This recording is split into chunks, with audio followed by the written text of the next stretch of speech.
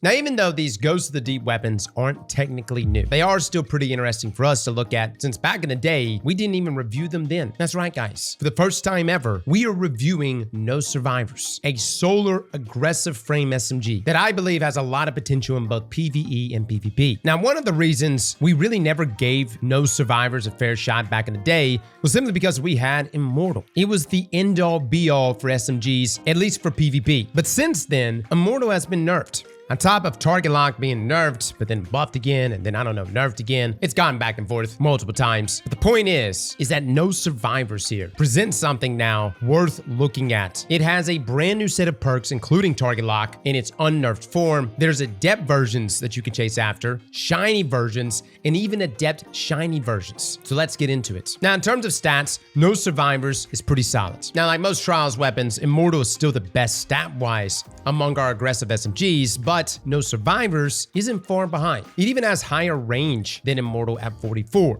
And for the most part, it isn't that far behind in its other stat points. Sure, there's a couple SMGs that have a few higher points here and there, but I would say it's about equal with something like Ikelos and just a bit behind Immortal. Now, if there is one noteworthy stat that may be a bit concerning, it's that 17 base stability. Again, not the worst of the archetype, but certainly not the best either. But let's talk perks. In column 3, we have Rewind Rounds, Heal Clip, Surplus, Attrition Orbs, Rangefinder, and Demolitionist. In column 4, we have Zim Moment, Master of Arms, Sword Logic, Target Lock, Adrenaline Junkie, and Incandescent. Now I want to start with PvE first. If you know me, you pretty much already know what I'm going to say, guys. Hands down, I see Heal Clip, that's what I go for. I can't tell you how many times in day one content, whether it's day one raids or day one dungeons, or even these ultimatum mode dungeons, Heal Clip saves thy ass every time. Reloading shortly after dealing a final blow grants cure to you and nearby allies. It's such a good perk, guys. It's going to give yourself cure times 2, which is 120 HP instantly, and nearby allies within 15 meters of you when you reload will get cure times 1, which is 60 HP. Not to mention as well all the subclass synergy that you have here with the ability to proc Ember of Benevolence, which massively increases grenade, melee, and class ability regeneration. I'm a very big fan of Heal Clip. The enhanced version, not so much. Doesn't really change anything. Just increases the time you have after a kill to then reload and proc Heal Clip, but that's fine.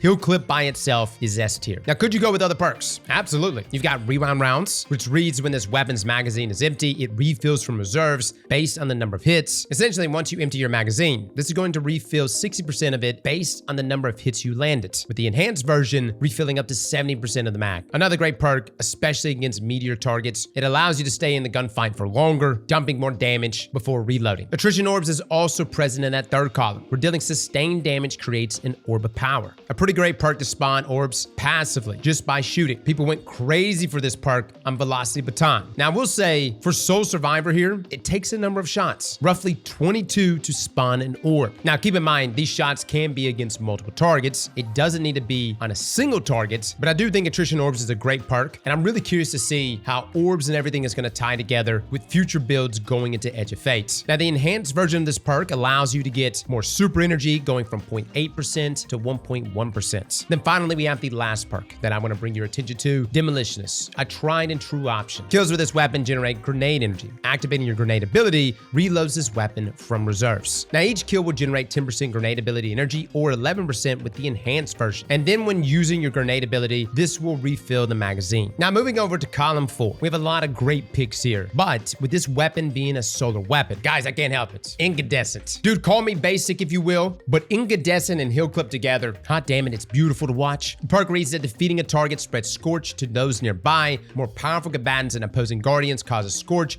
in a larger radius. Essentially, guys, kills with this perk triggers a solar explosion that applies 30 Scorch stacks or 40 with Ember of Ashes. And this is within a 4-meter radius of that enemy. Now, if it's an elite or higher enemy, that radius increases to 8 meters and spreads 10 more Scorch stacks. Now, for the enhanced version of Incandescent, this increases the amount of Scorch stacks when using Ember of Ashes to 45. Let me just say all around, Incandescent is a fantastic perk. One of my most used SMGs in the game is Callus Mini-Tool, primarily because of Incandescent. The add clear potential with this perk and the subclass synergy combined with already the subclass synergy from Heal Clip, is just too good, guys. It's PvE heaven. Now, if you're looking for more damage, you don't want Incandescent, you just want something to just put out more. Well, you got Sword Logic. Final blows with this weapon grant bonus damage. The strength and duration of the bonus increases when more powerful targets are defeated. Essentially, minor enemies are going to grant 1 stack for 15% increase in damage for 5.5 seconds. Elites is 2 stacks for 25%. Mini bosses is 3 stacks for 35%. So on and so forth, guys. And if you happen to kill a boss, which is really going to be never, 50%. Now, for the enhanced version of this perk, it increases that buff duration by 1 second for all stack levels. Now, let me just say, Sword Logic, especially on a primary weapon, you're not going to see 50% damage bonus. Hell, you're probably not even going to see 35%. What you will stay in the range of is 15 to 25%, which, guys, is still a lot of damage. Any additional kills refreshes that buff as well, and it's tied to the highest enemy rank that you killed. So if you do happen to get like 3 stacks or even 4 stacks, when you kill a red bar, that refreshes those tiers, so you can maintain that damage buff. Now, Sword Logic seems like it's too much work. You do have Master of Arms. It's another good option, giving similar results, except kills with any weapon improves this weapon's damage for a short time. Essentially, guys, when you score a kill with any weapon, it will give you ×1, which is a 15% increase in damage for 7 seconds. Then getting another kill with the buff active will grant you ×2 for a 25% increase in damage, but this one lasts for 4 seconds before dropping down to ×1 once the 4 seconds expire. Now, for the enhanced version of Master of Arms, this increases the buff duration by an extra second. Again, you get very similar damage bonuses here, and although Sword Logic does have a higher ceiling, it is easier to proc Master of Arms. Now, for those interested in something like Target Lock, now that it's been unnerved, it's not my preferred choice for damage inside of PvE. You could pair it with Wewind Rounds, but I just don't see it as good as what we see from these other perks present in this 4th column, at least for PvE. Now, for our origin traits, we of course have the classic one found on our Ghost of the Deep weapons, Restoration Ritual, which reads that reviving allies or defeating combatants with finishers, reloads this weapon, and readies an emergency ammo refill for the next time this weapon runs out of ammo. Now, this is a very easy origin trait to take advantage of. Maybe not as useful on an SMG as it is on something like the rocket launcher or even our grenade launcher, but SMGs do mow through ammo pretty quickly, so it is something you could take advantage of. Now, the other origin trait on this weapon is Gravity Well, exclusive to the Rite of the 9 version of these weapons. It reads that reloading this weapon automatically gathers nearby ammo. This is a very nice origin trait. It allows us to pick up special and heavy ammo just by reloading. We've talked about this origin trait and its ability to be procced with certain perks, most notably Lead from Gold. For no survivors here, there isn't really anything here that's able to proc it trait-wise. For instance, Rewind Rounds, that doesn't proc it. It needs to be a real reload for this weapon. I do think that both of these origin traits are really solid though, but I love the ability to pick up ammo with Gravity Well. It's been one of those things that has allowed me to just kind of brainlessly kill things and not think about physically picking up ammo around me, which is very nice. Now, in terms of my PvE Godroll recommendation, well, fellas, you can't go wrong with Heal Clip and Incandescent, and personally, that's my top choice every single time. You're telling me I got an SMG that's in the aggressive frame archetype, it can heal me, and it has the AoE damage of Incandescent. Dude, that all day long, man. Now, Demo and Incandescent is also an interesting option, as this is the only solar SMG to have that combination, besides, of course, the original version. Attrition Orbs and Incandescent did look pretty promising at first, but unfortunately, the Scorch Ticks from Incandescent don't proc Attrition Orbs faster, which is unfortunate. I was actually hoping we were going to see the Scorch spreading, and then we would see a situation where, boom, you got multiple ticks of damage happening, and then orbs raining everywhere, almost like Velocity Baton. Now, if you prefer perks that give a little more damage, I think Heal Clip and Master of Arms is really good. And keep in mind, guys, you can get shiny variants of this weapon, so you can get double perks in both columns 3 and columns 4. Ideally, you can do like Heal Clip, maybe Demolitionist in one column, Master of Arms, Incandescent in the next column. Overall, guys, I've really enjoyed my time with this SMG. Get you a mag boosting perk. If you could land the adept version, even better. No, the aggressive archetype isn't the highest DPS amongst SMGs, doing around 21,307 in our testing here against Coral, which does come under lightweights at 22,161. But keep in mind, what No Survivors is giving you is comparable damage with the ability to heal yourself. I love Callous Mini Tool, guys, but I'm probably going to retire it simply because I know that Heal Clip Incandescent roll is just too good. Now, PvP, how has this weapon performed? Let me just say, guys, this SMG, when I shoot it, I'm gonna be honest, like I'm aiming in the general direction of my enemy, but this sucker is a bullet hose. And I know it's an aggressive, it's not like we're rocking a 900, but maybe it's just the lack of stability. It can be somewhat difficult to control. Normally in the past, I would say, hey, for mag perks, go high high caliber rounds maybe. But on this particular SMG, guys, I actually found that I needed a little more stability. So things like ricochet rounds. Now at its base range of 44, it goes up to about 18.42 meters before receiving damage fall off. You can get that range up higher though to 79 with say like a hammer forge roll with ricochet rounds, a range masterwork, and a depth range, which means you won't see damage fall off with that particular roll until 21.61 meters. Now, interestingly enough, I did play with the Rangefinder roll, which I know seems kind of strange. My roll was Rangefinder, Master of Arms, and I just wanted to see how Rangefinder felt. No, Rangefinder does not increase the range of your weapon anymore, as zoom has been decoupled from range, but it is supposed to push out aim assist fall off by 10%, as well as reduce things like recoil, and also affect accuracy cone growth, things like that. I didn't really notice like that many benefits from Rangefinder. Obviously, it's been a perk that most of us have moved away from. But when looking at perks in column 3 for PvP, you really don't have a lot. You've got Surplus, which yes, does give you a lot of great stat benefits. And that's probably what I'm gonna lean toward most, as Rangefinder doesn't really do a whole lot. And Kill Clip, although it's very good, isn't something that necessarily helps my weapon secure the kill. Yes, it can help me go from kill to kill, as it heals me between encounters, but I want something that's gonna actually help my weapon in the gunfight. And what I'm saying is that Rangefinder didn't really do a whole lot for me, guys. Surplus, though, especially on like a prismatic subclass, where you have multiple abilities that can keep you at ×3. And since my original complaint was that the stability of the weapon was definitely lacking, well, hell, guys, I think Surplus is the go-to choice in that third column. Which brings us to the fourth column perks. We've got a lot of damage options here, guys, and this is where we get into TTK values. Base time to kill value for this weapon at tier 10 resilience is 0.75 seconds, 10 crits. It goes to 9 crits, 1 body from tier 9 to tier 4 resilience, and then from tier 3, it goes to 8 crits, 2 body. Now I'm gonna bring up Radiant here because since this is a solar weapon, you can actually maintain Radiant pretty easily with no survivors. And as long as you're getting kills, you can hang on to that buff. With Radiant at base, you're able to get the kill in 0.67 seconds in 9 crits from tier 10 to tier 8 resilience, and this drops at tier 7 resilience and below to 8 crits, 1 body. Now this brings us to Master of Arms ×1. This allows us to secure the kill in 0.67 seconds at tier 10 resilience to tier 7, then from tier 6 to tier 5, get this, you can actually get the kill in 7 crits and 2 body, 0.67 seconds. But then at tier 4, this drops to 8 crits at 0.58 seconds. Now, if you are able to achieve Master of Arms ×2, right out the gate, you're able to get the kill in 0.58 seconds, even on max resilience Guardians. And that goes to 7 crits, 1 body at tier 7 resilience. Now, Master of Arms ×1 with Radiant drops our TTK values down right out the gate at 0.58 seconds, with Master of Arms ×2 with Radiant going as low as 0.5 seconds. Which brings us to Sword Logic. Sword Logic is actually an interesting choice inside of PvP because just getting a single kill on a Guardian will grant you 2 stacks. But again, the enhanced version giving you an extra second of duration. So at Sword Logic ×2, you're able to get the kill in 0.67 seconds, 8 crits, 1 body, with it going as low as 8 crits, 0.58 seconds on tier 4 resilience Guardians. And if you happen to get Sword Logic ×3, this drops our TTK values down to 0.5 seconds, with Radiant taking it even further, dropping Sword Logic ×2 to 0.58 seconds at base, and then 0.42 seconds with Sword Logic ×3. Now, all of these sound really, really good, but keep in mind, guys, it's kill activated, right? You need a kill in order to proc these damage buffs, which is why target lock has always been such an interesting choice on pretty much any weapon, but especially SMGs, as your damage increases the longer the weapon remains on target, with the enhanced version ramping up damage even more. So for instance, target lock at base allows you to get the kill on Guardians tier 10 to tier 5 resilience in 9 crits, 0.67 seconds. And then from tier 4, 8 crits in 1 body, 0.67 seconds still. Now, if you were to combine this with Radiance, it does go further, gives you 1 shot in Forgiveness at max resilience. And then from tier 9 to tier 8, it's 7 crits, 2 body, 0.67 seconds. And then from tier 7 and below, 8 crits, 0.5 seconds. Now, like I mentioned about the enhanced version of target lock, this allows you to still secure the kill in 0.67 seconds on max resilience Guardians, but notice the shift here in resilience at tier 6. Now we're able to get the kill in 8 crits, 1 body from tier 6 and below versus tier 4 and below with the regular version of target lock. Now, if you combine this with Radiant, yes, this of course makes our weapon deadlier, dropping our TTK values down to as low as 0.58 seconds, which is fast, guys. Which takes us to my honest opinion here on no survivors inside of PvP. There were times that this weapon absolutely shredded. And I think with the right roll, that hammer forge, ricochet round, surplus target lock roll, you've got a very good weapon on your hands. And what makes this weapon even more special than even an Immortal right now is that Immortal can't be enhanced. This one can. And you see the resilience changes here that an enhanced version of target lock brings. The thing that holds no survivors back for me is, again, guys, I feel like the weapon is difficult to control. And I know one of you right now is typing, sounds like a skill issue, Cross. Look, maybe you're right. Maybe it is a skill issue. All I'm saying is, yes, the weapon does eat people, but I had to put a little more effort in my aim, which is fine. Sometimes we like weapons to just aim for us. What I really wanted to get this past week, though, was that surplus target lock roll, because the gameplay you're seeing here is really just my Master of Arms roll that I was swapping between both Heal Clip and Rangefinder on. I have not secured the God roll for PvP yet. Got what I wanted for PvE, but not for PvP. I think this weapon can equally be a monster in both PvP and PvE. Now, the things that counter me when I was using this SMG, obviously just good players, right? People that actually keep distance. So hand cannons from afar, pulse rifles, and then up close, I could kill most shotgun users running toward me unless they were slug users. Let me just say, guys, against sidearms and SMGs, slugs really are the counter. And honestly, slugs are kind of the counter to shotguns and fusion rifles in some ways. For folks that can land those headshots, they'll cook with a God Roll Inquisitor all day long. As far as the origin traits on this weapon, neither one really supply any type of benefits for PvP. Maybe Restoration Ritual, but Gravity Well, not needed. I think Immortal definitely wins in that department, especially with Alacrity after its rework. Overall, guys, I do think that No Survivors is a great weapon, and it's definitely going to be a weapon I'm going to have in my arsenal on the PvE side of things for day ones. I can't tell you how many times I've looked in my vault and pulled out my Heliocentrics, my Nullifies, hell, even Summoners that I have kept with Heal Clip and Incandescent. Now I have an SMG with that combination, which is fantastic. So guys, that's it. That is our review for this SMG. Let me know in the comments below what you think. If you're looking for a guide on how to do Ghost of the Deep, we shall link that down below. Fellas and ladies, thank you all for coming and watching, and as always, slap that like button like your mama told you right.